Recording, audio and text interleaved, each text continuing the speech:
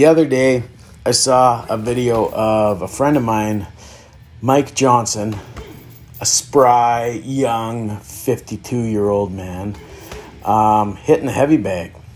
And it really inspired me, you know. I haven't been hitting the heavy bag too much lately because I have an injury on my right shoulder that makes it really hard for me to hit full power. Even here, you'll notice, or you might notice, that I'm going about 80 to 90%. Not full power. Now, being the kind of man that I am, I like to work in close. This is because, to be honest, when you look at most violence, that's the range it happens in.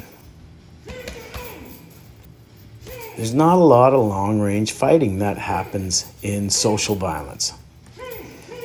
Most of it's up close. Now, you'll notice that I love headbutts, I love elbows, I love knees.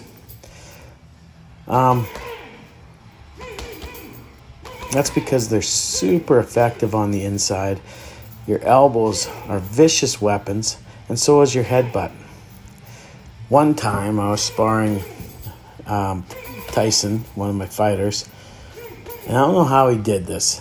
Tyson is 6'4", but he ducked low and he came up and accidentally drove the top of his head right into my face.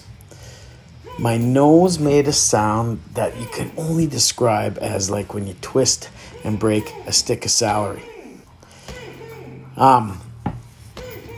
Those of you who know me probably have not seen my nose bleed ever in sparring, but it did this time.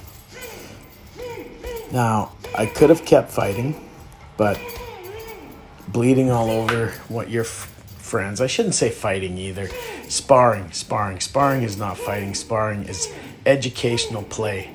Notice here though, when I'm throwing headbutts, I just don't drop that front of my face into my heavy bag. I hit with the side of the head. I try to protect my sensitive areas. That drop down front of your face headbutt is a dangerous one to try to apply, because if you both dip down at the same time, you just end up ramming each other's heads, or if he dips down first, you hit the top of his head, and it's not really fun for you. Now, it's probably not the best plan to take your brain holder and smash it into your opponent's brain holder, but it is an effective strike.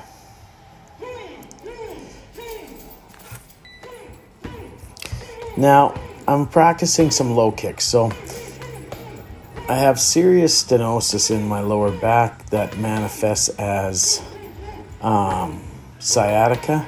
So when I work these kicks, quite often I end up limping quite a bit afterwards. So I got to be careful. At my age, you have to be aware of your injuries and work around them. Make sure you don't make them worse. So I do what I can. Low kicks are really effective, so I like to still practice them. And I want to have a effective low kick. And they're less risky than kicking to the body and having your foot grabbed by your opponent. So that's why I practice a lot of low kicks. I don't think you should ever, if it's a self-defense situation, kick above the groin, in my opinion. Now, be conscious of your injuries as you get older, and you can keep doing this for a long time. And as always, when you finish, show respect to your gym.